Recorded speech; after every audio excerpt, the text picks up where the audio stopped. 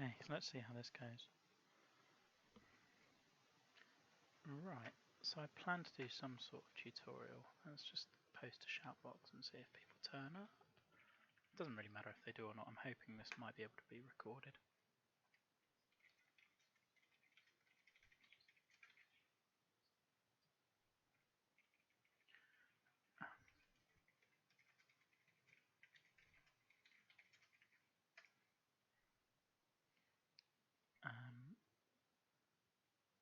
Okay, seems to be working. Volume's coming through. Hopefully it's recording, but we'll see.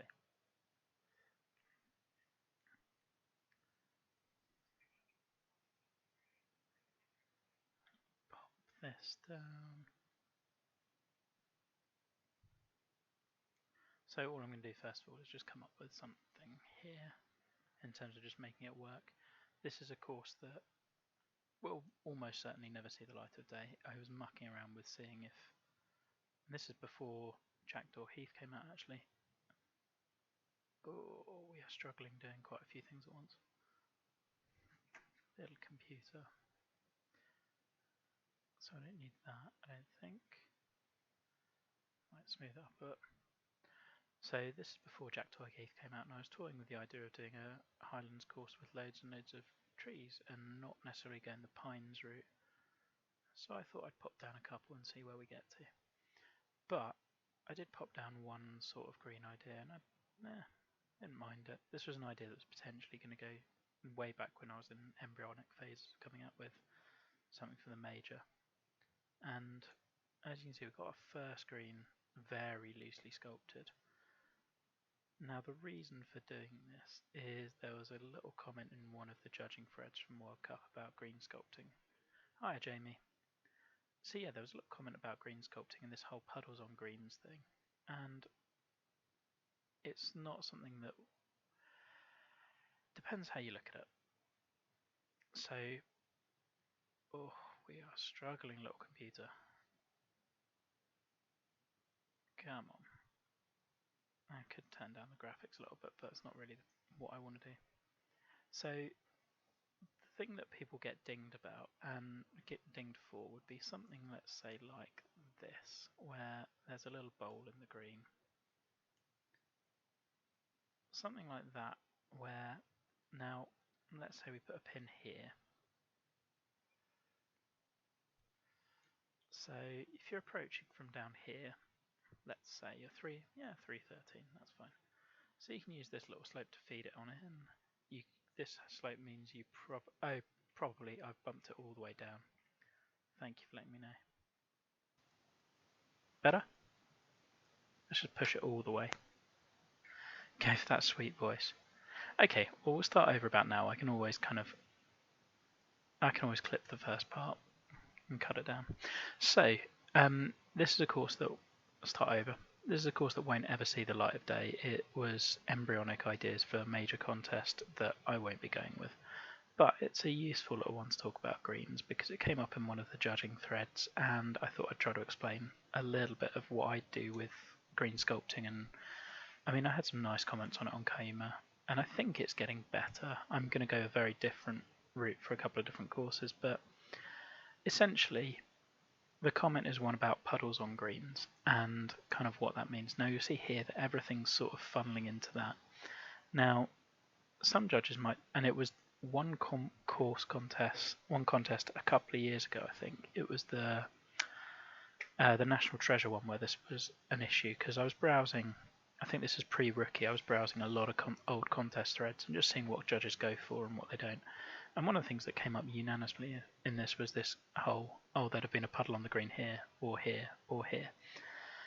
And to me that seems unnecessarily nitpicky, but then you start looking at actually how does it affect the way the course plays. So let's say we'd hit our 300-yard drive down the left-hand side, and we're going to hit in from around this. I mean, the computer is really struggling this evening, so it might not manage this. And I've hit play hole rather than play from here. It's because it's recording as well, so maybe we won't play test. That's fine. we can kind of do it just with measure tools and explaining anyway. But let's say you are hitting from around about here. Now, you could hit off that slope, which is lovely and designed to feed the ball towards there, but if you go too far, it feeds it down. But the problem with this whole puddle on the green thing is a huge number of shots are just going to roll into here and sit. And by all means use that to funnel balls into areas on greens. The problem is you're essentially getting this putt over and over and over again, and it's kind of detracting a lot from what the green should do. Because let's say we kind of flatten this out again, or we'll kind of now look at it and go, well, what could we do with these slopes? So you've got one kicker slope that's feeding the ball in there, which for this one I'm probably going to want you to use. That one is going to penalise that if you're coming into that side.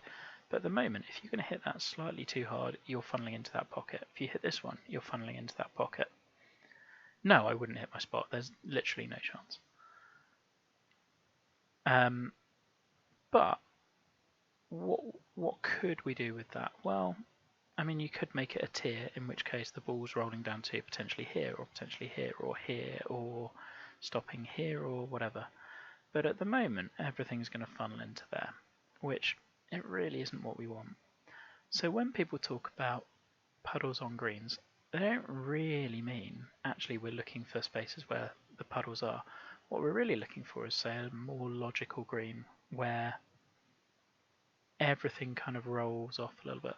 Oh, this isn't house stat, this is a random test plot thing. But even just making that little change, so one little flatten, and we can see that really if we're following the beads, you just want to make sure that there's no kind of area, I guess, where they all seem to converge on one point. And it seems a really nitpicky thing, but it does make a lot of sense, because now also we look at our pin positions. Well, you know what, we could have a pin here, still a brutal pin because of the yellow slope that's going to feed it down, and then that myriad amount of yellow slopes there, but it would work. Now what it's also not suggesting is, we're not suggesting that the green has to roll off everywhere as per Marlette. There are courses that do that. You've got Pinehurst for sure that does, but I'm just going to kind of raise this edge a little bit. And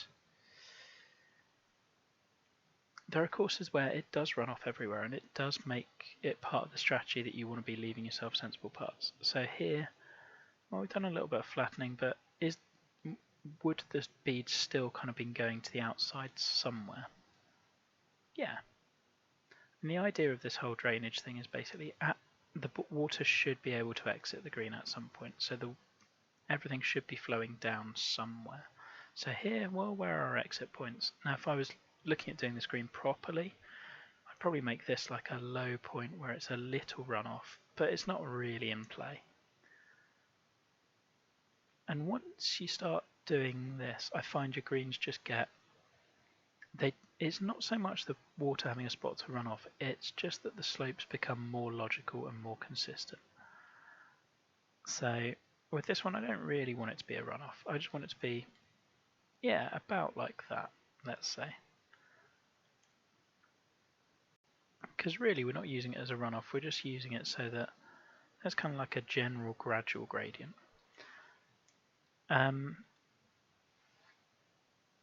Now, I think personally the other thing I really like doing is having a general slope to each green. So let's say, well, the land here is kind of showing us that probably we're going that way. Like, I mean, you want to think your green is not just, if the green was now, say, suddenly, I don't know, we'll overdo it, shall we? Let's say it looked like this. Well, it looks not great from here, but a little unnatural. When you get here and suddenly everything is pointing down here, you've got a massive valley, and yet this is going this way. I just don't really find it makes much sense. And it also means that, let's say it does get picked up on true sim. Well, if you're standing down here in the fairway, you can kind of look at the land and go, well, it's probably going to kick in that way, but I can see that mound. I think the other thing that I tend to do a lot is, if you're going to have a slope that's feeding into the green, you want it to be really obvious. So I will overdo the land off the edge of the green, purely because, I mean, this is going to look awful, but you'll get the idea.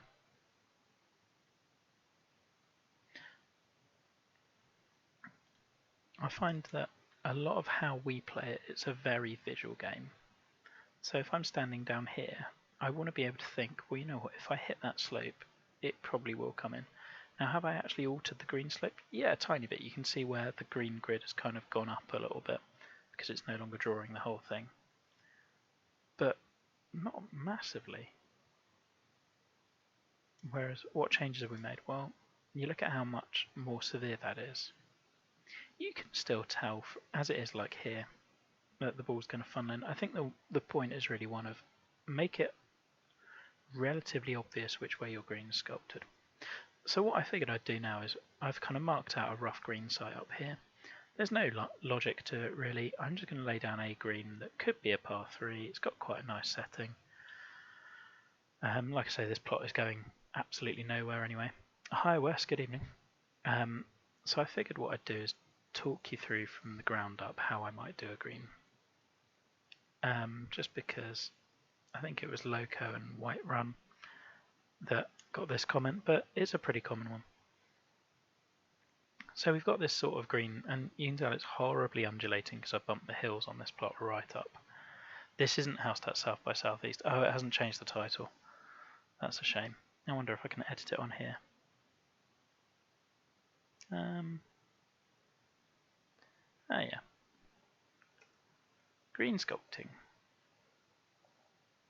Yeah, I did try to change it, but it's because it's using just OBS Studios rather than Streamlabs OBS that it hasn't really updated. So I was trying to record this as well. Anyway, no matter. So let's say we're popping down a green. We can do a really loose shape.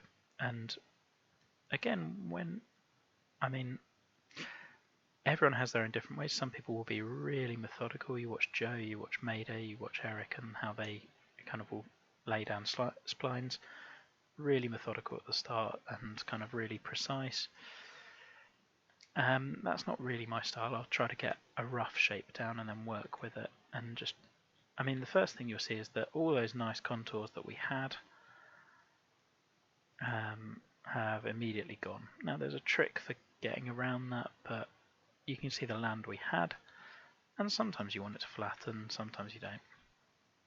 It's a bit of a shame that it hasn't. Let's see if we can do anything about that.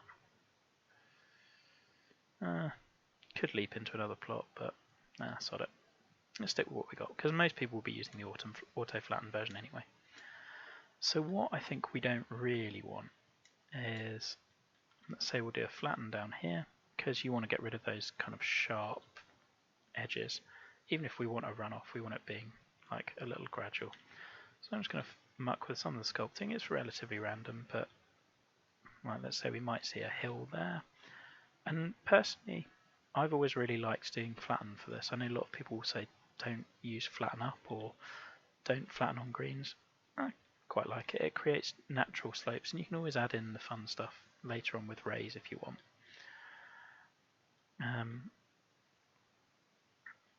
Certainly Kayuma had a lot of this sort of stuff where it was greens were flattened and then raised later on. And once you get a handle on the tools, you kind of figure out what you want to do with the land. So at the moment, I've got this idea that with this green, that I kind of want this sort of saddle going across, which is pretty similar to our first green actually.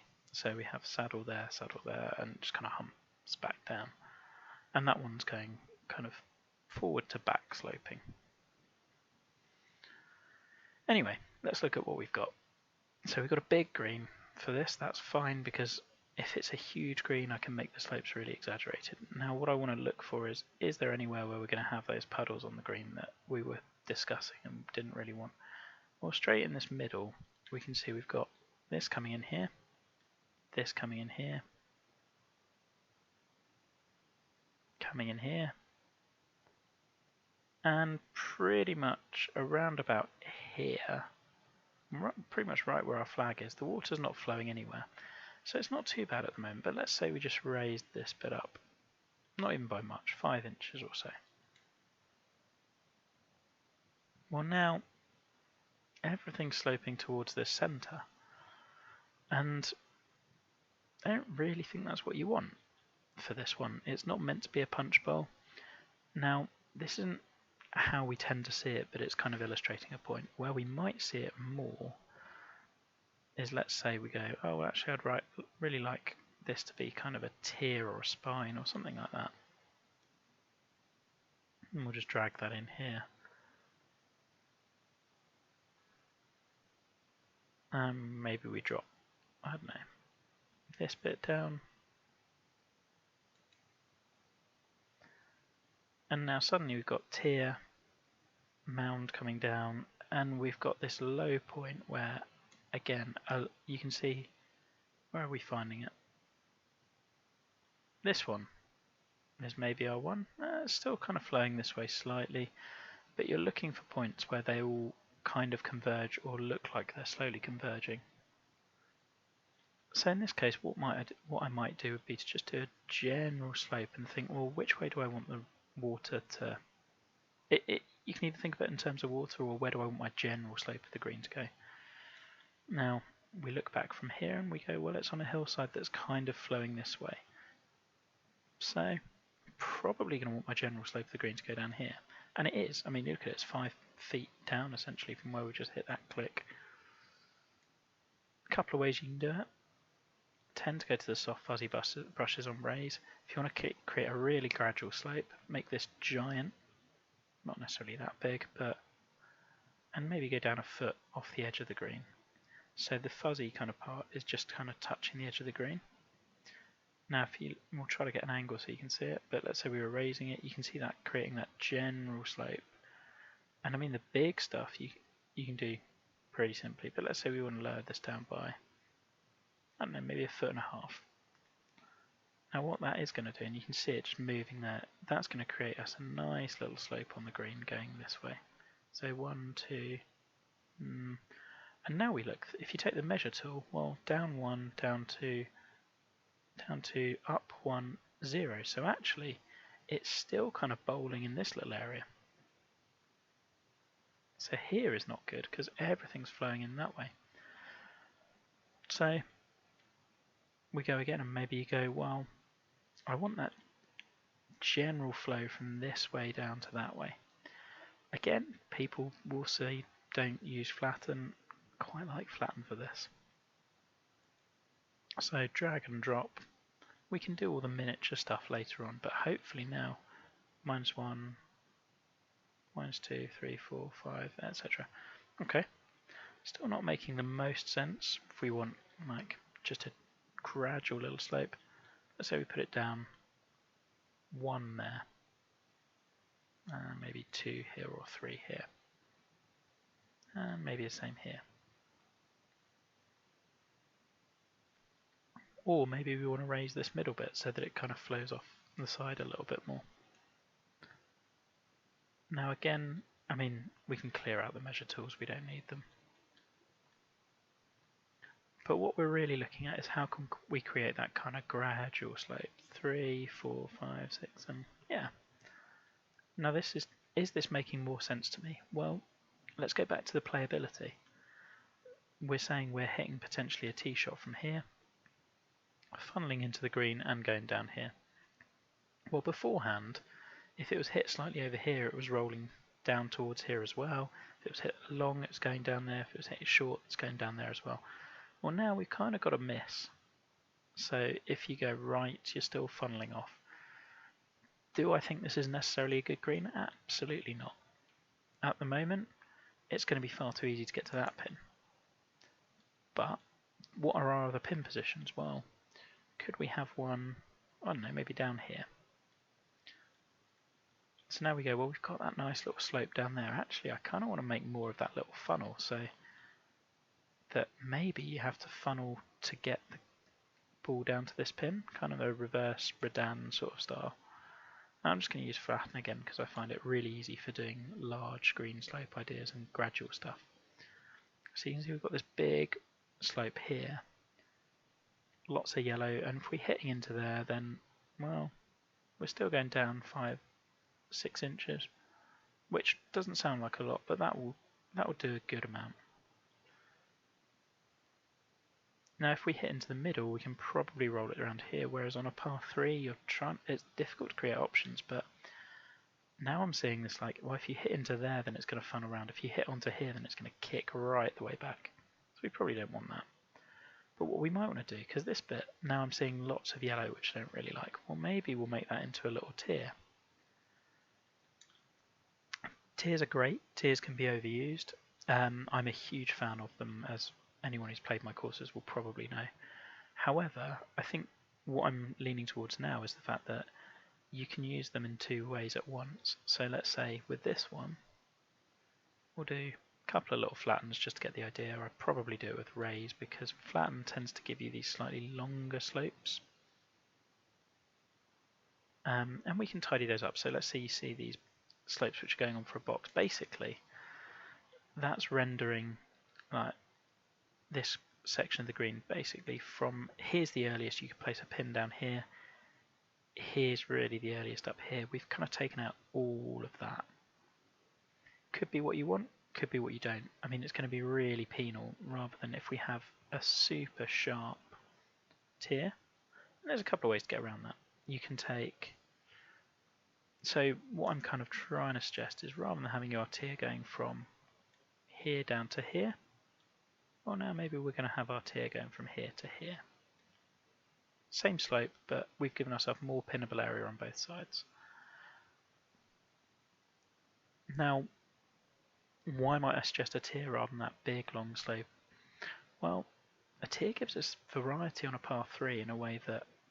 Now there's loads of ways to do variety on a par 3 and I hope I'm getting a little bit better at them. But if we put a pin up here, let's just multi-pin this green quickly. And we'll look at, let's say, how differently it might play to different pin positions. Well, to hit up here, you're going to have to be coming in through here probably. You don't want to take on too much of that because it would be really nice if we made this kind of diagonal tier, and in that if you're going diagonally, then you're taking on that hazard the whole way.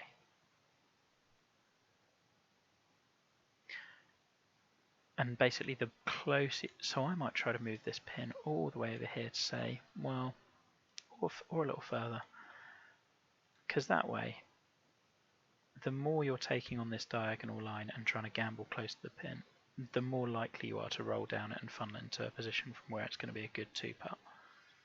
Whereas if you want to play the percentages, and kind of just ask people how much they want to bite off, because here should be a relatively safe shot. Bounce on here, everything's funneling around to the pin. Going and landing here is a way tougher ask. But let's look at how differently that pin now plays to, say, this one. Well, this one, we've got more options. We can bounce it short and roll it down.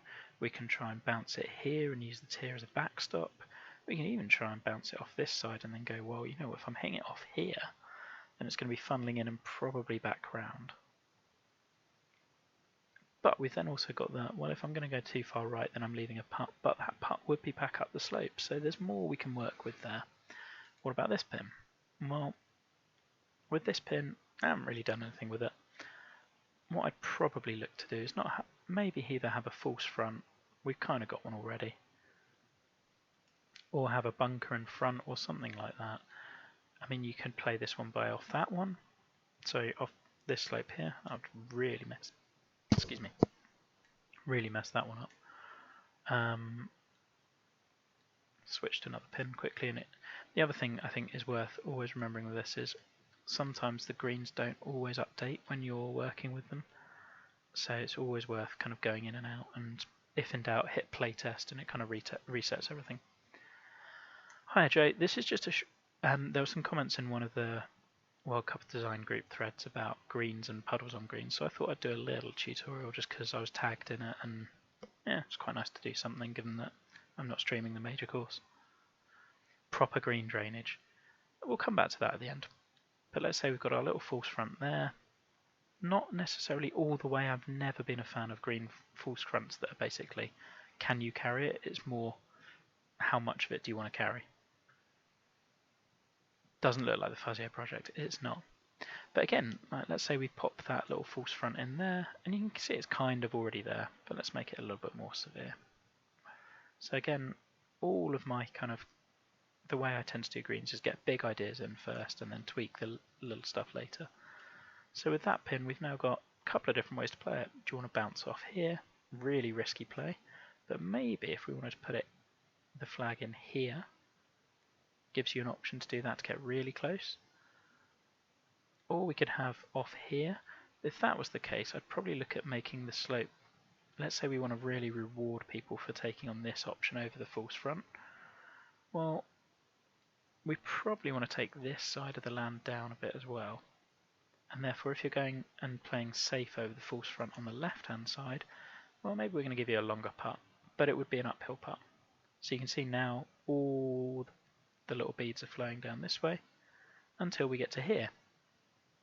And right about here would be one of our problem spots, because these little beads are flowing in for no reason whatsoever. Now again, does that really bother anyone? No, probably not. But the fact that you're going to be able to bounce in from here is rewarding a shot that you don't want to be a good shot. So, I mean, it's not really on the green here. That's stupid game. But let's say we take down the edge, just off the edge here, down by 11 or so, drop a little bit here. Let's create a little collection area, something like that. I mean, it's linksy, you can get away with pretty much anything in a links course. Now you can see when you get really close to the edge of the green, you're funneling off. So if you wanted to play up this slope and back, well, you're probably leaving a longer uphill putt. Obviously, we would tidy a lot of this up. In fact, let's get rid of some of those little bits of yellow now. So let's take this bit down by 2. Now if you think of the grid lines, we're basically saying that there's a really shallow slope from here. So actually if we lower it down here, if we lower it a little bit, and this takes a bit of thinking, then you're actually creating a steeper slope down to here, but this bit's going to be flat. And we can do our flatten tool stuff later. But we just basically want to give a little bit more room here. And that'll also make this pin play a bit more interesting because you can take on the mound. As you can see, we also now, and I know Joe doesn't like this sort of stuff either, you've got these tiny little specks of yellow, and those will probably be the last things that I go away and take out. Because for me, you want your big slopes to be consistent. You don't want lots of... Essentially, if it's green, it's green. If it's yellow, it's yellow. If it's red, it's red. Kind of have it one thing or the other. Alright, so now we kind of multi-pin this green a little bit. Again, there are 2 ways to get rid of some of these. Easiest way is just one little flattened brush, but you'll notice that's affecting a huge amount of land just by when we undo it. So it's probably not your best way at this stage. We can go into raise, and again I'd always just use the little fuzzy and just bump up by a tiny bit. Now if we go back in, that little yellow brush has moved because we raised this bit of the land which pushes it downhill, downhill, downhill. So you can kind of see what we're going to have to do. I'm just going to have to do lots of little subtle raises. Now you also notice that the green grid keeps going off when we're doing this. And that's because it always defaults to pin 1. So if we really want to mess with this, we're going to move pin 1. Now you might want to put a measure tool down here to remind you where it was. And we're going to move those all the way down here. Strands of yellow are annoying. And the other thing that's really worth noting with those is just because we've gotten rid of it here, we know that this entire slope is basically nearly yellow. So I'll just keep kind of spam clicking that a little bit. Now just because I've got rid of all of it there, I'm still going to have to play test this area a lot because I know that that slope is green but nearly yellow and I don't want an illegal pin. And play testing, well, I'd go play from here and basically do play from there, play from there, play from there, play from there, and just check from around the pin because the green grid will reorientate itself based on where you're putting from. So now I'm pretty happy with that pin. And we'll come back to our little puddle later. Now we'd also talked about this tier and how we were going to get rid of that. Well, we said rather than the tier being this big, We probably wanted it being just a little bit. Now I'm going to do the same thing. We'll take our little raise brush, and this is a bit fiddly. So raise, and just kind of on that yellow bit, I'm going to go up by, let's say, 4 inches. And you'll notice that's dragged it into pretty much where I wanted it. So now I'm going to go to 2, and we'll do exactly the same thing. And it's important that you do this over the red bits or the yellow bits, because otherwise it starts, the green bits going higher and it randomly starts flowing back in. Whereas you still want it flowing off down towards the tier. The bottom, we can do exactly the same. So we'd said I wanted that, actually this bit's not so bad, but you can see the difference between where the tier currently is and where I want it to end. So something like this might work. And you can tell because I've got pin 1 back here now, it's now all just kind of updating for me and making life a lot easier. I'll probably do one more. And there we go. So that's kind of how I would do greens. I haven't really looked at this pin, but I don't really need to so much. I mean, that was designed as it would roll down and round, and there you are. In terms of green size, you'll also hear, yeah, classic pen green, yeah, totally. I mean, this is how we look at it. You're looking at something like 60 yards. Oh, thank you, Wes. 60-yard long green is huge, and by 30 wide, but we're essentially saying that if I'm going to clear out all of the markers now, so 60 by 30 is huge, but none of this area is playable. None of this area is playable. None of this area is playable. None of this bit. And I think the final thing I might do, I'd do something around the back. I don't know. To be honest, I'd probably at this stage just lop off this bit of the green and make it round to about there.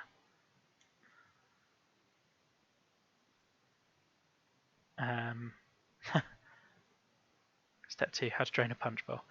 Yeah, kind of covered that on the first green actually. Essentially, it just needs one runoff spot somewhere. So, and part of the beauty of not doing my greens properly at the start is I can then go in and tidy up. And so now you'd look at it and go, well, where are our pin positions and what could we do? Well, I like one pin position here where you've got a chance of running it off there to get really close, or here, but it could flow down to there. I like the one here. I would probably put the one here just because you're then taking on more and more and more of that slope. And I like this kind of Redan style one, but actually I might tuck it in even further behind here, because we know that this mound is kicking everything that way, so if you go over it, you're going to have to land it just perfectly to get close.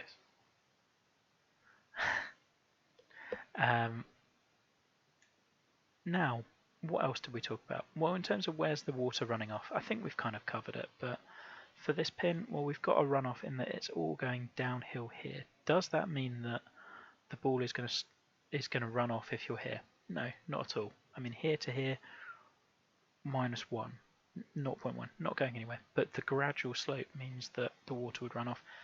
And here's the most important thing. It makes sense, because that slope does what we want it to, and it's a consistent slope.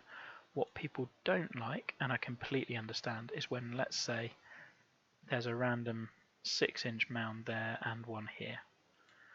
Because you're just going to get, it's adding difficulty artificially, because what is this putt now doing? It makes no sense.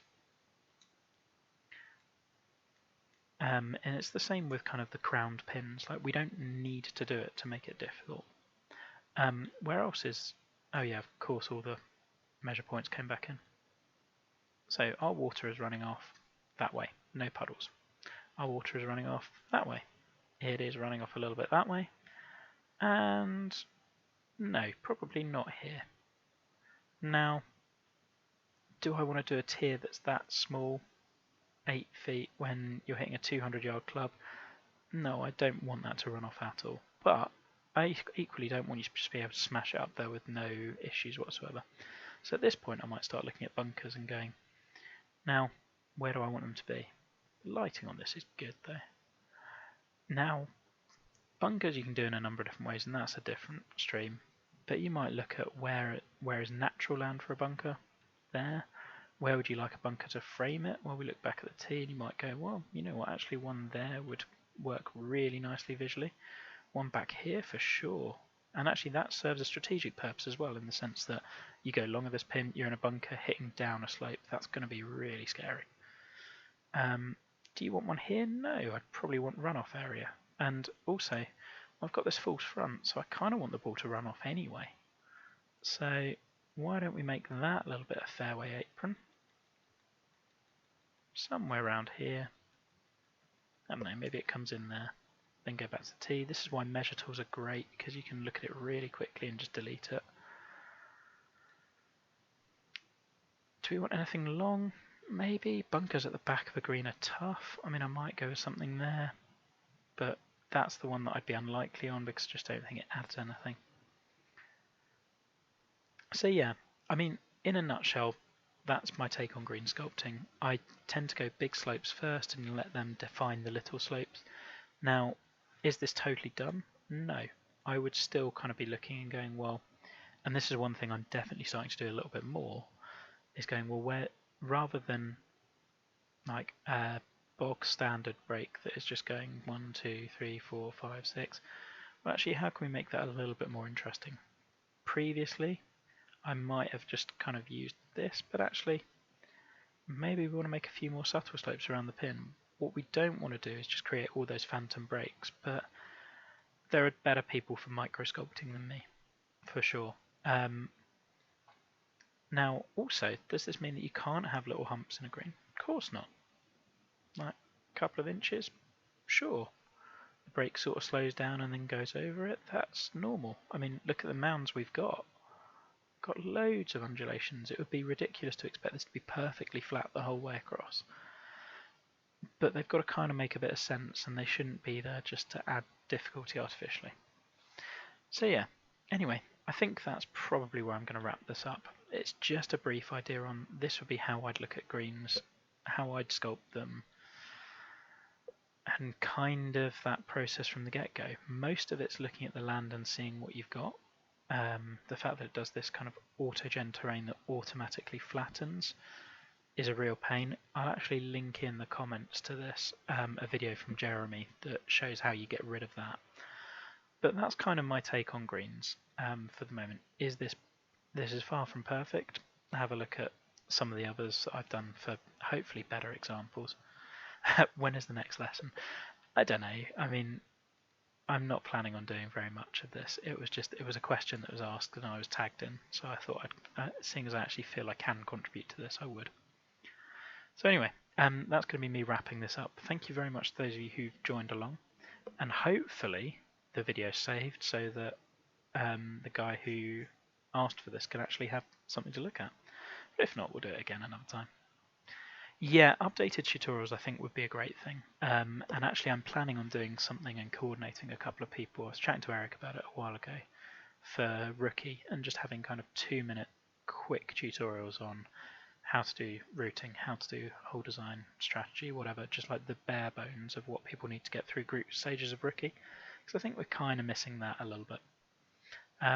So yeah, anyway, that's for another time. Thank you very much for joining along, and see you soon.